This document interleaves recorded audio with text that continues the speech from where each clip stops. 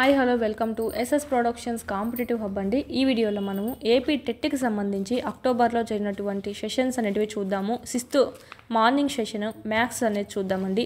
చాలా వరకు అన్నీ మీకు టెక్స్ట్ బుక్స్ నుంచే వచ్చాయి. టెక్స్ట్ బుక్స్లోంచి దాటి వెళ్ళలేదన్నమాట. మ్యాథ్స్ ప్రాబ్లమ్స్ ఏవైతే ఉన్నాయో అవి కూడా మీకు నెంబరింగ్తో సహా మీకు టెక్స్ట్ బుక్స్లో నుంచే ఇచ్చాయి. సో చూడండి, టెక్స్ట్ బుక్స్ దాటి అయితే ఏడికి వెళ్ళలేదు. సో టెక్స్ట్ బుక్స్నే ఎక్కువగా ప్రిపేర్ అవ్వండి, వాటికి ఎక్కువగా ప్రిఫరెన్స్ అనేది ఇవ్వండి. 3rd నుంచి 8th వరకు, 9th 10th అనేది లింక్డ్ టాపిక్స్ డిఎస్సికి అయితే.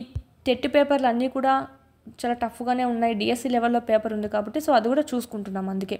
సో చూద్దాం, నెక్స్ట్ లేట్ చేయకుండా ఫస్ట్ క్వశ్చన్కి వెళ్ళిపోదాం. చూడబోయే ముందు మన ఛానల్ ఎవరైనా ఫస్ట్ టైం చూస్తుంటే సబ్స్క్రైబ్ చేసుకోండి.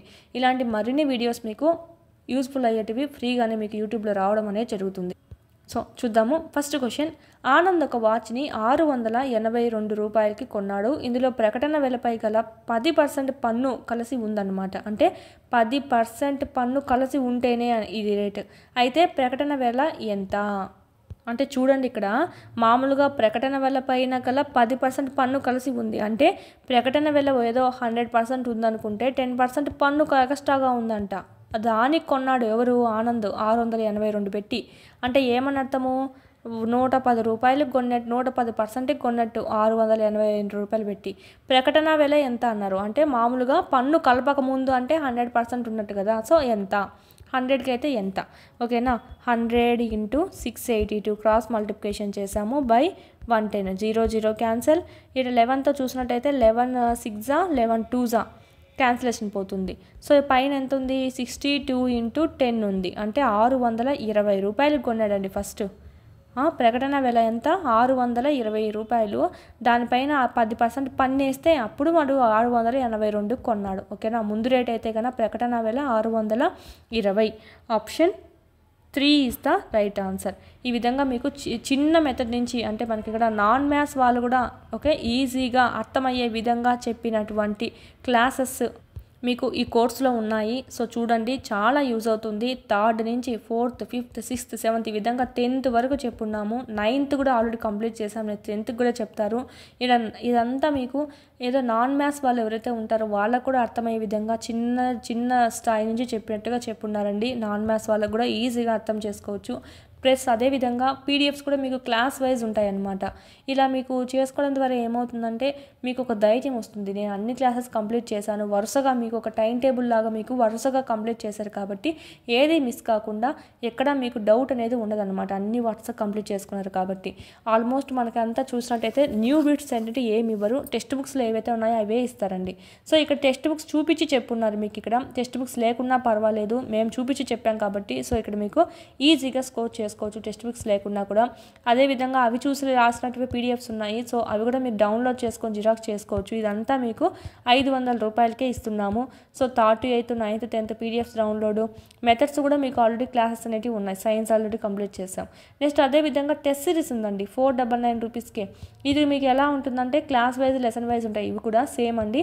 మీరు అక్కడ క్లాసెస్ వినడము, ఇక్కడికి వచ్చి మీరు టెస్ట్ సిరీస్ ప్రాక్టీస్ చేసుకుంటే కన్నా ఈజీగా స్కోర్ చేసుకోవచ్చు. పీడిఎఫ్స్ కూడా ఉన్నాయి ఇక్కడ, హ్యాండ్ రిటన్ ఇవన్నీ డౌన్లోడ్ చేసుకోండి. సపోజ్ మ్యాథ్స్ అనుకోండి, 3rd క్లాస్ వీడియోస్ వినడము, ఎగ్జామ్స్ రాయడము, 4th వినడము ఎగ్జామ్స్, 5th ఎగ్జామ్స్. సో ఈ విధంగా క్లాస్ వైజ్ ఉంటాయి, అందులోనే మీకు లెసన్ వైజ్ ఉంటాయి.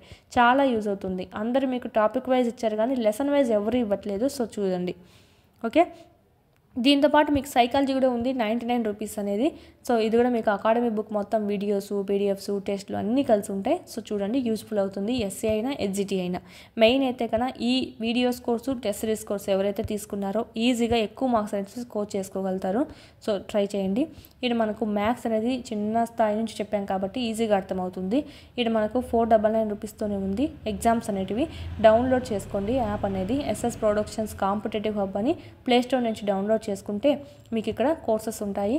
సో ఇక్కడ మీకు ఫ్రీ టెస్ట్ కూడా ఉన్నాయి, రాయండి ఒకసారి, నచ్చితేనే పర్చేజ్ చేసుకోండి. సో చూద్దామండి. 92nd క్వశ్చన్, ట్రెపీజియం ఆకారంలో ఉన్న ఒక పొలం యొక్క వైశాల్యం 240 చదరపు మీటర్లంట. 2 సమాంతర భుజాల మధ్య దూరం ఎంత? 15 మీటర్లు. మామూలుగా ట్రెపీజియం ఎలా ఉంటుంది? ఈ విధంగా ఉంటుంది. ఓకేనా. ఇక్కడ మనకి ఏమి ఇచ్చారు? ఆకారంలో ఉన్న ఒక పొలం యొక్క వైశాల్యం 240 ఇచ్చేసాడు. 240 అంట. 2 సమాంతర భుజాల మధ్య దూరం ఎంత అంటే 15 మీటర్లు. అంటే ఇదేమో మనకి హైట్ అనమాట. ఇదేమో ఏ, ఇదేమో బి, ఇదేమో హైట్ కూడా ఇచ్చేసాడు 15 మీటర్లు అని చెప్పి. ఒక సమాంతర భుజం యొక్క పొడవు అంటే ఈ రెండిట్లో ఒకదాని పొడవు ఎంత అంట 20 మీటర్లు అంట. అంటే ఏనో బీనో ఇచ్చాడు. అయితే రెండవ సమాంతర భుజం పొడవు ఎంత? సపోజ్ ఇక్కడ ఏ అనుకుంటే ఇది మనకు 20 మీటర్స్ అయితే ఇది ఎంత అని. మామూలుగా ట్రెపీజియం యొక్క వైశాల్యం ఫార్ములా చూసినట్టయితే 1/2 a + bh. ఇక్కడేమో ట్రెపీజియం ఫార్ములా చూసినట్టయితే మొత్తం ఇచ్చేసాడు కదా వైశాల్యం వాడే స్క్వేర్ మీటర్స్ 240 స్క్వేర్ మీటర్స్ అని. సో 1/2 ఏ వాల్యూ ఇచ్చాడు, బి వాల్యూ ఇవ్వాలా మనం కనుక్కోవాలా, హెచ్ వాల్యూ కూడా ఇచ్చేసాడు. So 240.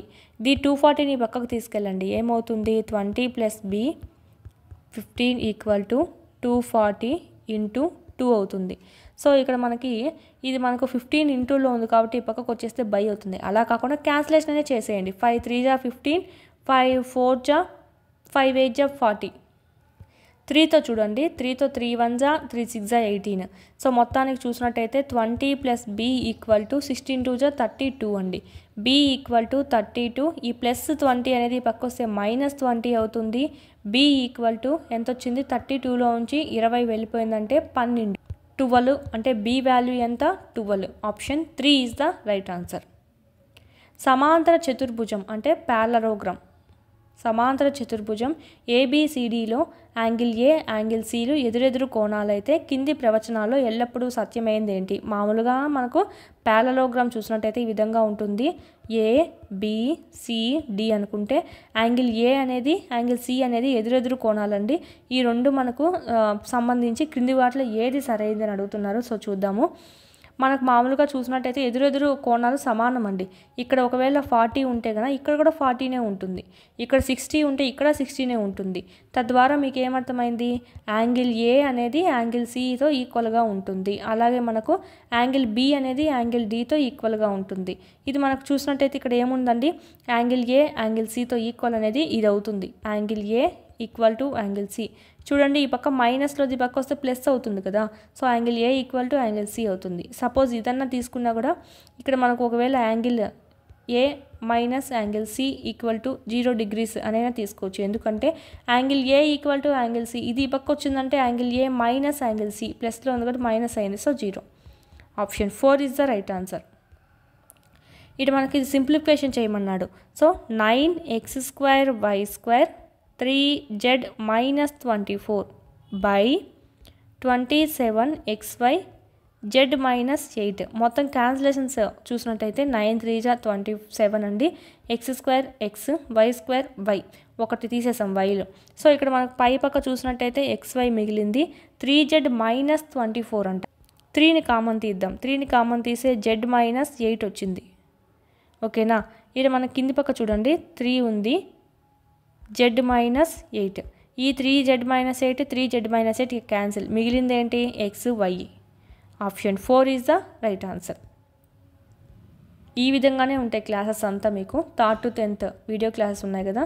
So class wise lesson wise ఈ విధంగానే చెప్పింటారండి. స్లోగా మీకు చిన్నగా అంటే నాన్ మ్యాథ్స్ వాళ్ళకు కూడా అర్థమయ్యేలా. సో చూడండి, శూన్యేతర పూర్ణాంకం మరియు దాని పరపదము యొక్క లబ్ధం ఎల్లప్పుడూ ఏమవుతుంది? శూన్యేతర పూర్ణాంకము అంటే ఏంటంటే పూర్ణాంకాలు అంటే ఏంటివండి? పూర్ణాంకాలు అంటే ఏంటివి? 0 1 2 3 4 ఇవన్నీ. శూన్యేతర అంటే శూన్యం కాని పూర్ణాంకాలు అని అర్థం. అంటే ఏమని అర్థం? 1 2 3 4 సంథింగ్ అంతవరకు చూసుకుంటే ఓకే. శూన్యేతర పూర్ణాంకము మరియు దాని పరపదము యొక్క లబ్ధం ఏమవుతుంది ఎల్లప్పుడూ? పరపదము అంటే దాని పక్కనగా ఉండేటువంటిది చూసినట్టయితే సపోజ్ ఇది అనుకుంటే 1 × 2 ఏమైంది 2 అయింది. 2 × 3 6 అయింది. నెక్స్ట్ 4 × 3 ఏమైంది 12 అయింది. నెక్స్ట్ ఇక్కడ 5 ఉంటుంది. 5 4 = 20. ఇటు 6 ఉంటుంది. 6 5 = 30. ఒకటి గమనించారు, ఇవన్నీ మనకు సరి సంఖ్యలే అండి. సో ఎల్లప్పుడూ ఏమవుతుందంటే ఆప్షన్ 1 సరి సంఖ్య అనేది అవుతుంది. ఒక పాచికను దొర్లించినప్పుడు వచ్చిన సంఖ్య 2 మరియు 3 ల రెండిటి గుణిజం కావడానికి సంభావ్యత ఎంత? ఒక పాచికను దొర్లించడానికి వచ్చిన సంఖ్య 2 మరియు 3ల రెండిటి యొక్క గుణిజం కావడానికి సంభావ్యత ఎంత? మనకు మామూలుగా రెండిటి యొక్క గుణిజం ఎంత? 6 అండి. 6 చూసినట్టయితే 2తోనూ పోతుంది, 3తోనూ పోతుంది. సో మనకి పాచిక చూసినట్టయితే ఈ విధంగా ఉంటుంది. పాచికలో 1 2 3 4 5 6 నెంబర్స్ ఉంటాయి. ఒకసారి వేసావంటే నువ్వు ఇక్కడ 1 పడింది అనుకోండి, అది 2 3ల గుంజం కాదు కదా, 2 పడాలా, 2 పడింది, 2కి మాత్రమే సరిపోతుంది, 3కి సరిపోదు కదా. సో 3 పడింది అనుకోండి, 3కి మాత్రమే సరిపోతుంది, 2కి పడిపోదు కదా.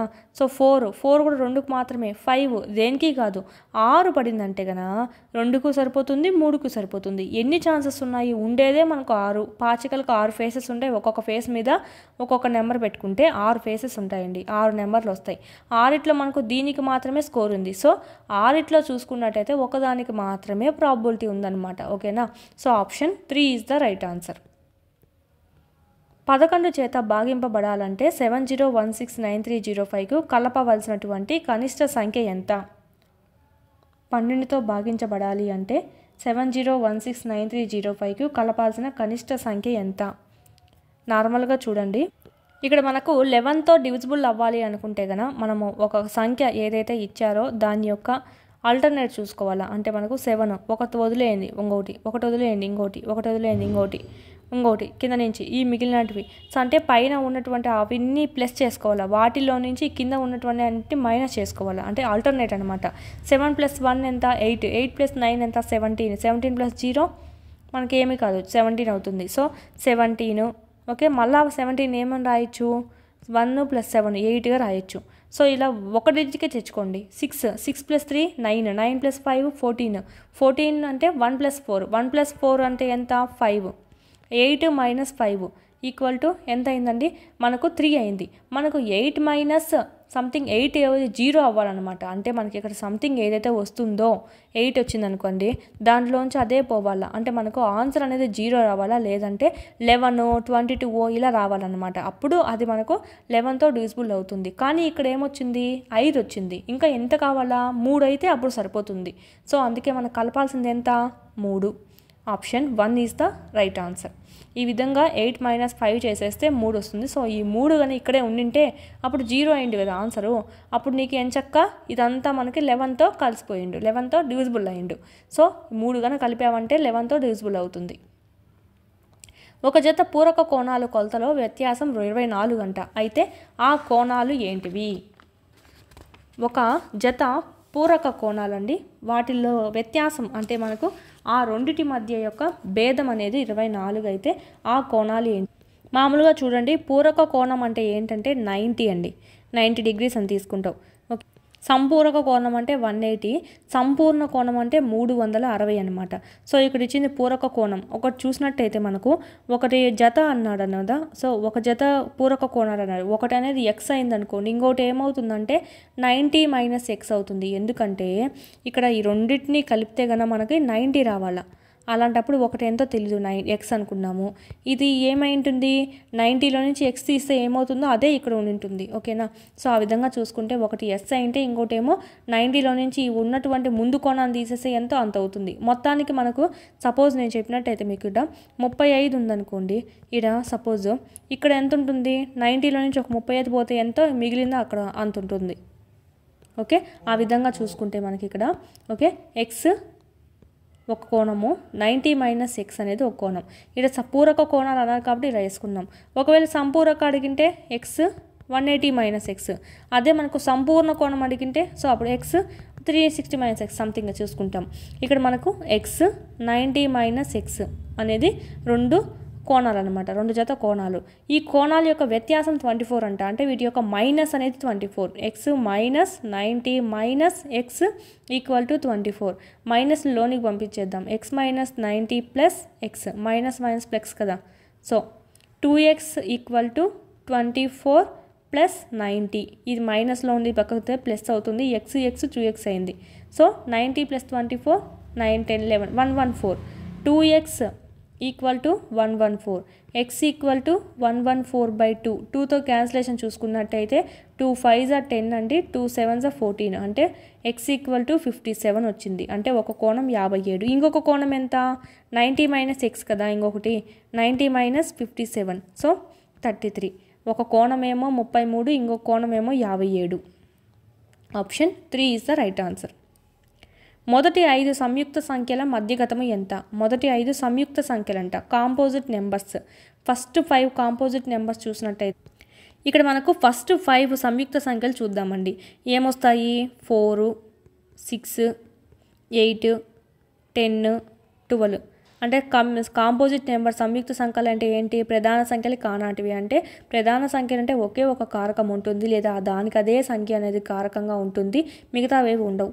కానీ ఈ సంయుక్త సంఖ్యలకి ఒకటి కన్నా ఎక్కువ కారకాలు ఉంటాయి. ఇప్పుడు 4 చూడండి, 1 4 జా పోతుంది, 4 1 జా పోతుంది, 2 2 జా కూడా పోతుంది. ఈ విధంగా ఎగస్ట్రా ఉన్నాయంటే అవన్నీ మనము సంయుక్త సంఖ్యలు అంటాం. మీడియన్ కాబట్టి సో ఎన్ని వేసుకున్నాం? 5. So by 5. ఓకేనా? రాసులు మొత్తం బై రాసుల సంఖ్య అన్నట్టుగా మనకి రాసులు ఇక్కడ మనకి ఏవైతే ఉన్నాయో అవన్నిటి మొత్తం వేసుకొని బై 5 వేసుకుంటాం. అలాగైనా వేసుకోండి, లేదంటే డైరెక్ట్ మిడ్ వాల్యూ తీసుకున్నా వస్తుంది. 4 12 6 10 మిడ్లో ఏది ఉంది? 8 ఉంది. So option 4 is the right answer. ఈ మొత్తం కూడేసి డివైడెడ్ బై 5 చేసినా కూడా అదే వస్తుంది. 6 4 10 20 20 ఒక 8 28 28 ఒక 12 ఎంత? 40 40 బై 5 40 బై 5 5 8 జా 40. So option 4 is the right answer. Next 11 centimetres భుజంగా గల ఘనం యొక్క ఘన పరిమాణం. మామూలుగా ఘనం అంటే మనకు స్క్వైర్ యొక్క ఘన పరిమాణం ఫార్ములా a క్యూబ్ అనమాట. సో భుజం ఎంత ఇచ్చారు? 11 అంటే 11 క్యూబ్ అని అర్థము. 11 ఇంటూ 11 ఇంటూ 11 11 ఇంటూ 11 121 121 ఇంటూ 11 ఎంత? 11 2 22 23 11 1 11 అంటే 1331. Option 2 is the right answer. Next question, క్రింది వాటిలో ఏది ప్రధాన సంఖ్య? ప్రధాన సంఖ్య అంటే దానికి అదే కారకం అన్నా ఉండాలి, లేదంటే ఒకటన్నా కారకం ఉండాలి. ఓకేనా? 81 9 9 81 వెళ్తుంది కదా, సో ఇది రాంగ్ ఆన్సర్. ఇది కూడా మనకు 7తో పోతుంది. 7 1 జా 7 7 3 జా 21 పోతుంది, సో కాదు. ఇది చూడండి 3తో పోతుంది చూడండి. 3 2 జా 6 మళ్ళీ 2 ఉంటుంది, అంటే 3 9 జా 27. సో ఇది కూడా మనకు ప్రధాన సంఖ్య కాదనమాట. సో 97 చూడండి, దేంతోనూ క్యాన్సిలేషన్ పోదు. 97 1 జా 1 ఇంటూ 97 అంతే, ఇంకేమీ కొత్తగా ఏమీ ఉండవు అనమాట. So option 4 is the right answer. Next 4 power -3 square divided by 2 power -6. మొత్తానికి ఇది లోపల పంపించుకుంటే ఏమవుతుంది? 4 పవర్ -6 అవుతుంది. 3 2 6 కాబట్టి. So 2 power -6. ఇది 4ని మళ్ళా నువ్వు ఏమని రాయొచ్చు? 2 పవర్ 2గా రాయవచ్చు. సో మళ్ళీ చూసుకుంటే నువ్వు ఇక్కడ 6 2 12 2 పవర్ -12 బై 2 పవర్ -6. ఇది ఏమైంది? a power m by a power n equal to a power m minus n అవుతుంది. So 2 power m minus n 2 power -12 plus 6 అలాంటప్పుడు 2 పవర్ 6 - 12 -6 అవుతుంది. అంటే 1 బై 2 పవర్ 6 1 బై 2 2 జా 4 4 2 జా 8 8 2 జా 16 16 2 జా 32 32 2 జా 64. Option 4 is the right answer. 40లో 23% ఎక్స్ అయితే 23లో 40%. చూడండి 40లో 23% అంట, 40లో 23% ఎక్స్ అయితే 23లో 40% ఎంత? ఇక చూడండి, ఇక్కడ 40 × 23నే, ఇక్కడ 40 × 23నే బై 100 బై 100. ఇక్కడ కూడా మనం ఎక్సే కదా అవుతుంది. So option 1 is the right answer. ఒక తరగతిలో 40 మంది విద్యార్థులు ఉన్నారంట. బాలికల సంఖ్య బాలుర సంఖ్య కంటే 10 అధికం. బాలికల సంఖ్య అంటే గర్ల్స్ ఈక్వల్ టు బాలుర సంఖ్య కంటే 10 అధికం, అంటే బాయ్స్ కన్నా 10 అధికం అనమాట. అయితే బాలికల సంఖ్యకు బాలుర సంఖ్యకు గల నిష్పత్తి. మామూలుగా మొత్తం విద్యార్థులు ఎంత? 40 మెంబర్స్. ఓకేనా? ఒక తరగతిలో 40 మెంబర్స్ ఉన్నారు, అంటే boys plus girls. So boys ఎంతమందో మనకు తెలీదు, గర్ల్స్ తెలుసు. బాయ్స్ కన్నా 10 మంది ఎక్కువ, అంటే 2b + 10 అనమాట. So equal to 40. ఇక్కడ మనకు 2b ఈక్వల్ టు 40లో నుంచి 10 పోతే 30 2 1s 2 15s అంటే బాయ్స్ ఎంతమంది అండి? 15 మంది. బాలికల సంఖ్యకు బాలుర సంఖ్యకు నిష్పత్తి. ఫస్ట్ బాలికలు అన్నారు. సో బాలికలు ఎంత? బాయ్స్ కన్నా 10 ఎక్కువ, అంటే 15 కన్నా 10 ఎక్కువ ఎంత? 25 ఈస్టు బాలురు అంటే 15. వీటి మధ్య నిష్పత్తి 5 3s 15 5 5s 5:3. Option 3 is the right answer. First బాలికలు అన్నారు కాబట్టి బాలికలదే వేసాం, ఈస్టు బాలురు అన్నారు కాబట్టి బాలులదే వేసాం. రివర్స్ చేయకూడదండి. Okay, 5:3 is the right answer. 72కు 72కు కొనుగోలు చేసిన బొమ్మ 80కి అమ్మాడంట. లాభ శాతం ఎంత? మామూలు రూపీస్లో చూడండి, ఫస్ట్ ఎంత లాభం వచ్చింది? 72 కొన్నాడోడు బొమ్మ 80కి అమ్మాడంటే 8 రూపీస్ లాభం, 8 రూపీస్ లాభం. సో 8 బై లాభాన్ని ఎప్పుడు మనకి ఇక్కడ కొనుగోలు దాని మీదకే వేస్తాం. సో కొనిందేమో 72, లాభమేమో 8. సో శాతం కనుక్కోవాలి కాబట్టి ఇంటూ 100. 8 1 జా 8 9 జా ఓకే 100/9, 100/9, 9 1 జా 9, మళ్ళా 1 0, 9 1 జా 9, మళ్ళా 1 0, ఇంకా ఏమొస్తుందంటే 11. 1/9 is the right answer, option 1. ఒక రాంబస్ యొక్క కర్ణాల పొడవు అంట. ఒక రాంబస్ అనేది ఈ విధంగా ఉంటుంది. దాని యొక్క ఓకే ఈక్వల్గా ఇట్లా కర్ణాల పొడవు 24, 38. ఇది 24, ఇదేమో 38. అయితే దాని యొక్క వైశాల్యం ఎంత? మామూలుగా వైశాల్యం ఫార్ములా 1/2 d1 d2 అనమాట. 1/2 ఇంటూ 24 ఇంటూ 38. 2 1 జా 2 12 జా 38 12 జా అంట. ఓకేనా 38 12 జా 8 2 జా 16, 3 2 జా 6 8, 8 1 9 6 15 అవుతుంది మొత్తం 1, 3 1 జా 3, so 456 is the right answer. మీరు చిన్నపిల్లలాగా వేసుకుంటానా ఓకే, టూ స్టెప్స్ అయినా వేసుకోండి. ఓకే సంవత్సరానికి 10% బారు వడ్డీ రేటుతో 5,000 పెట్టుబడి పెడితే 3 సంవత్సరాల చివర వచ్చే వడ్డీ ఎంత? సంవత్సరానికంట 10% బారు వడ్డీతో, ఇదేమి నాకు సింపుల్ ఇంట్రెస్ట్ అన్నారు కాబట్టి సో PTR/100 బారు వడ్డీ కనుక్కోమన్నారు. సో అసలు ఎంత 5,000, టైం ఎంత 1 ఇయర్, పర్సంటేజ్ ఎంత 10% బై 3 సంవత్సరాలు అన్నారు కదా. సో 3 ఇక్కడ 3 సంవత్సరాలు అన్నారు. సో 3 సంవత్సరాలకి 0 0 0 0 క్యాన్సల్, 500 ఇంటూ 3 అంటే 1500 వడ్డీ అవుతుంది. ఓన్లీ వడ్డీ కనుక్కోమన్నారు. సో నెక్స్ట్ క్వశ్చన్, ఒక క్రమ షడ్భుజి యొక్క భ్రమణ సౌష్ఠవ పరిమాణం. క్రమణ షడ్భుజి అంటే మనకు 6 ఉంటాయన్నమాట దాని యొక్క భుజాలు. ఓకేనా క్రమ షడ్భుజి యొక్క అన్ని 6 భుజాలు కూడా ఈక్వల్ ఉంటాయి. క్రమ అన్నారంటే ఏంటంటే ఈక్వల్ అని, అంటే ఇవన్నీ ఈక్వల్గానే ఉన్నాయి. షడ్భుజి అంటే ఏమనంటే 6, షట్ అంటే 6 కాబట్టి 1 2 3 4 5 6 అలాగా క్రమ అన్నారంటే భుజాలన్నీ ఈక్వల్ అని అర్థం. ఈ క్రమ షడ్భుజి యొక్క భ్రమణ సౌష్ఠవం పరిమాణం అంట. ఎన్నిసార్లు తిప్పితే అది ఈక్వల్ అవుతుంది. ఇక్కడ నువ్వు దీన్ని ఇలా తిప్పావు సేమ్ ఈక్వల్ అవుతుంది, మళ్ళీ తిప్పావు ఈక్వలే, మళ్ళీ తిప్పావు ఈక్వలే, అంటే 6 సార్లు తిప్పచ్చు. మామూలుగా చెప్పాలంటే దాన్ని ఎన్ని భుజాలు కలిగి ఉందో అన్నిసార్లు అని చెప్పచ్చండి. Option 3 is the right answer. 18 మీటర్ల ఎత్తుగల ఒక విద్యుత్ స్తంభం, ఇది సేమ్ అండి, సేమ్ మన టెక్స్ట్ బుక్స్లో ఉండేదే ఇచ్చేశాడు.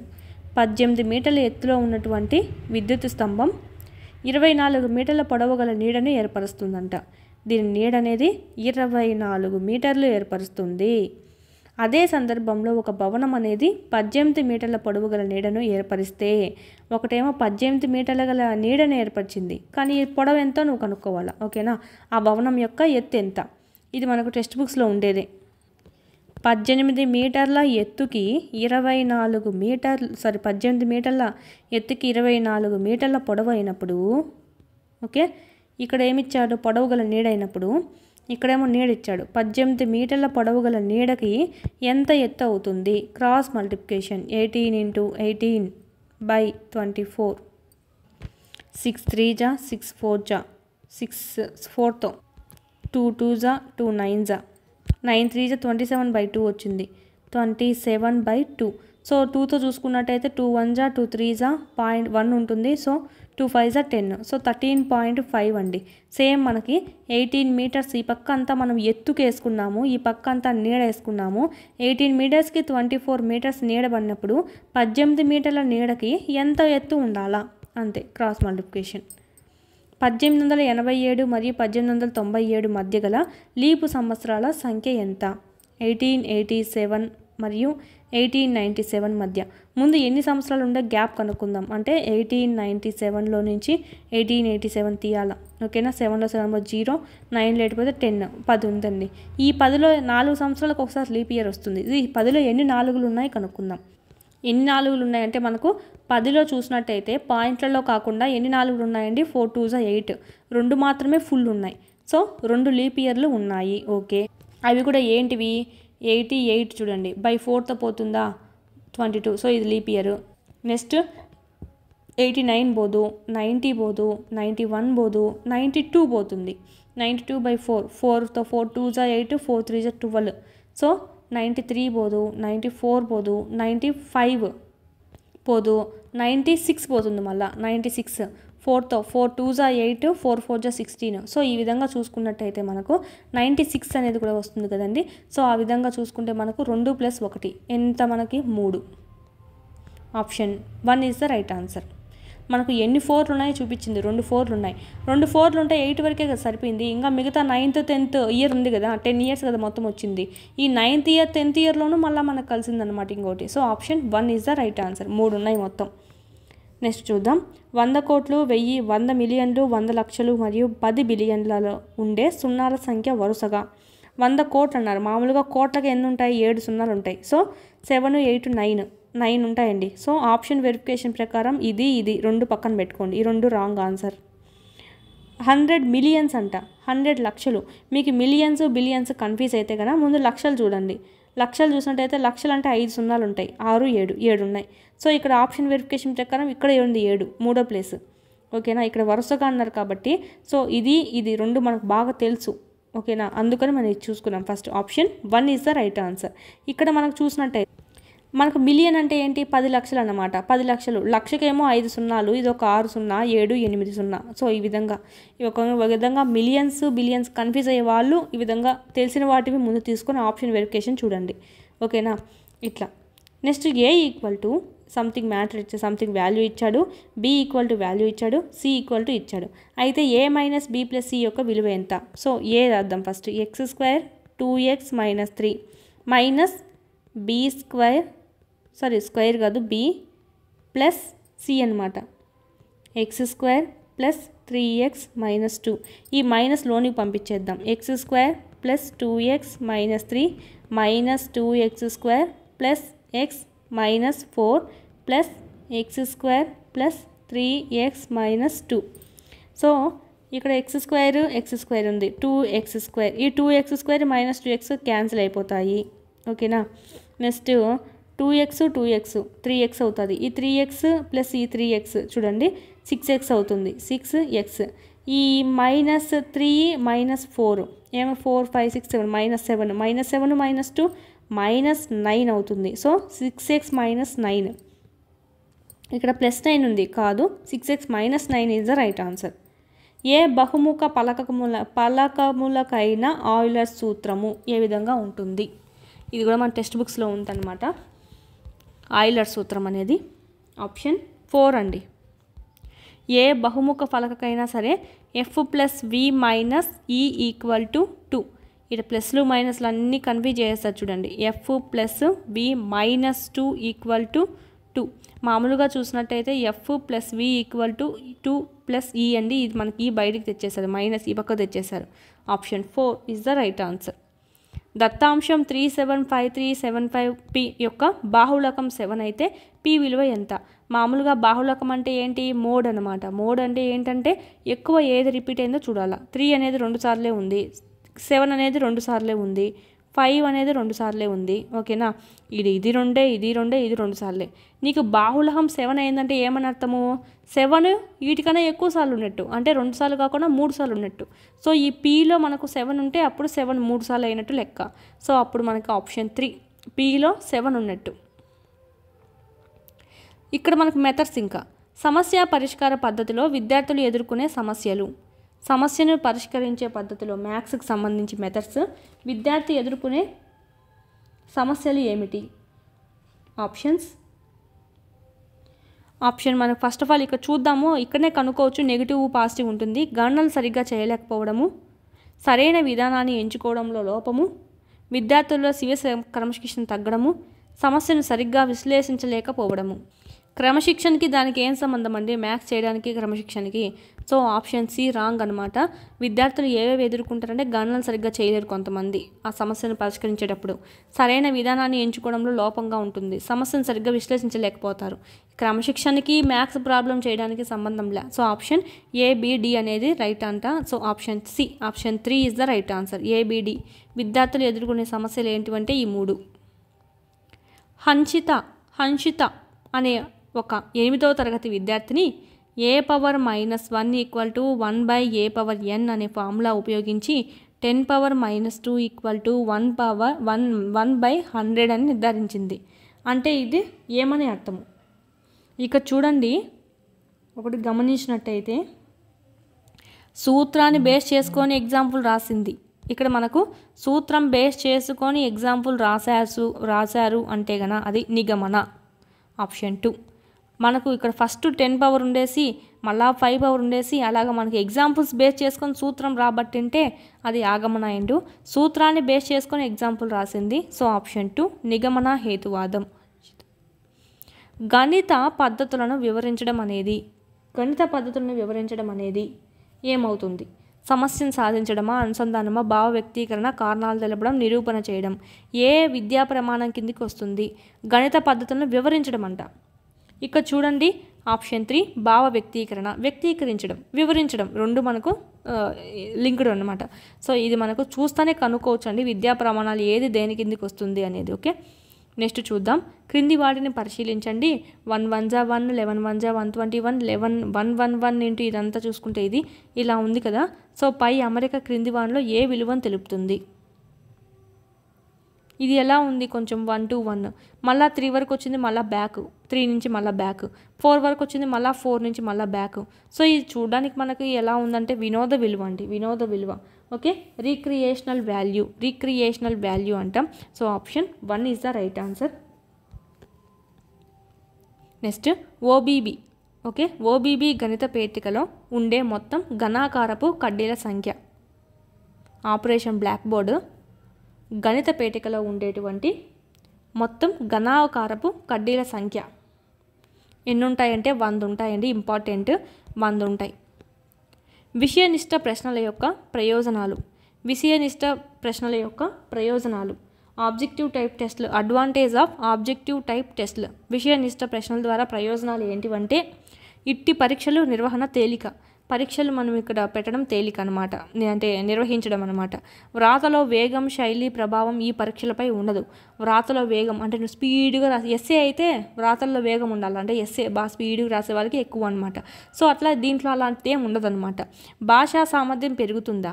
దీంట్లో భాషా సామర్థ్యానికి ఎలాంటి స్కోప్ లేదు. ఓకే, జవాబులు వ్రాయడానికి తక్కువ సమయం పడుతుంది. నిజమే కదా.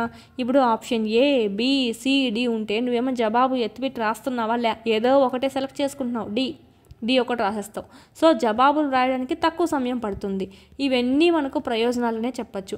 భాషా సామర్థ్యం పెరుగుతుందంటే పెరగదండి, ఇది జస్ట్ మనము గుర్తుపడతామన్నమాట. ABCD ఇప్పుడు ఉండేటువంటి కాంపిటేటివ్ ఎగ్జామ్స్ అంతా ఈ విధంగానే ఉంటాయి, గుర్తుపడతామన్నమాట. సో ఇక్కడేం మనకి ఎలాంటి భాషా సామర్థ్యం పెరగదు. ఓకేనా, మనకు వ్రాతలో వేగం ఉండాలా, స్పీడ్గా రాయాలా అనే బాధ కూడా ఉండదు. ఓకేనా, ఇది మనకు ఆప్షన్ A, B, D అనమాట. Option ABD. So option 1 is the right answer. Okay, ఇది మనకు దీంతో 120 క్వశ్చన్స్ అయిపోతాయి. మ్యాథ్స్ మెథడాలజీ నుంచి 6 క్వశ్చన్స్ ఇచ్చారు. సో మ్యాథ్స్ మెథడాలజీ సంబంధించి డిఎస్సికి సపరేట్ బుక్ ఉందండి, డిఎస్సికి సపరేట్ బుక్ ఉంది. ఈ బుక్ సంబంధించిన PDF కూడా మీ కోర్సులో ఈ రెండిట్లో ఉన్నాయి. ఈ 499 500 కోర్సులో ఉన్నాయి, 499 కోర్సులోనే ఉన్నాయి. ప్లస్ అదేవిధంగా ఇక్కడ 499 కోర్సులో మెథడాలజీకి సంబంధించి టెస్ట్లు అనేటివి ఉన్నాయన్నమాట. సో ఇలాగ సైన్స్ ఉన్నాయి, సోషల్ ఉన్నాయి, మ్యాథ్స్ ఉన్నాయి, తెలుగు ఉంది, ఇంగ్లీష్ ఉంది. ఇవి కూడా ప్రాక్టీస్ చేయండి, చాలా యూస్ఫుల్ అవుతుంది. ఇదంతా మీకు క్లాస్ వైజ్, లెసన్ వైజ్ ఉంటాయి కాబట్టి టెక్స్ట్ బుక్స్ దాటి వెళ్ళదు. సో ఇది ఈజీగా స్కోర్ చేసుకోవచ్చు. Psychology, PIE, methods, GK, current affairs కూడా అప్లోడ్ అయిపోయినాయి. జనవరి 2004 నుంచి డిసెంబర్ 2004 వరకు పెట్టామండి. PDFs ఉన్నాయి మరియు టెస్ట్లు కూడా ఉన్నాయి. దీంట్లో అయితే మీకు ఇక్కడ అంతా డౌన్లోడ్ చేసుకోవచ్చు PDFs అనేటివి. మీరు ఇక్కడ ఎగ్జామ్స్ కూడా రాసుకోవచ్చు.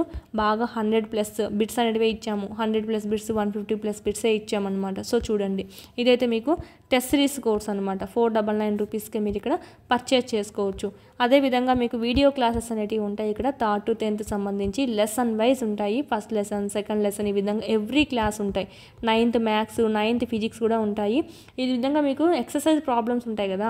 ఫిజిక్స్ అయితే ఎక్సర్సైజ్ ప్రాబ్లమ్స్ చాలా కష్టంగా ఉన్నాయి. సో ఇవి కూడా మీకు ఎక్స్ప్లెయిన్ చేయడం అనేది జరిగింది ఈజీ వేలో. చూడండి, క్విక్ రివిజన్ PDFs ఉంటాయి. ప్లస్ దీంట్లో కూడా మీకు కరెంట్ అఫైర్ PDFs కూడా అప్లోడ్ చేస్తున్నారు. సో చూడండి, ఈజీగా మీరు ఇక్కడ డౌన్లోడ్ చేసుకొని జిరాక్స్ అనేది చేసుకోవచ్చు. ఈ 2 కోర్సులు ఉన్నాయంటే కనుక ఈ 500 ఈ టెస్ట్ సిరీస్ కోర్సు కనుక ఉన్నదంటే కనుక 499 టెస్ట్ సిరీస్ కోర్సు ఈజీగా మీరు మార్క్స్ అనేటివి స్కోర్ చేయగలుగుతారు. ఇంకా మీకు సైకాలజీ అకాడమీ బుక్ మార్కెట్లో ఉంటుంది, లేదు దొరకట్లేదంటే కనుక ఇక్కడ మీకు వీడియోస్, పీడిఎఫ్స్, టెస్టులు, ఎగ్జామ్స్ అన్నీ ఉన్నాయి. 99 రూపీస్తోనే ఉంది. ఎస్ఏ హెచ్జిటి ఎవరికైనా యూజ్ అవుతుంది. సో చూడండి, ప్లేస్టోర్లోకి వెళ్ళండి, ఎస్ఎస్ ప్రొడక్షన్స్ కాంపిటేటివ్ హబ్ అని టైప్ చేసి యాప్ డౌన్లోడ్ చేసుకొని అక్కడ పేమెంట్ చేసుకుంటే మీకు అంతా ఓపెన్ అవుతాయి క్లాసెస్. ఓకే.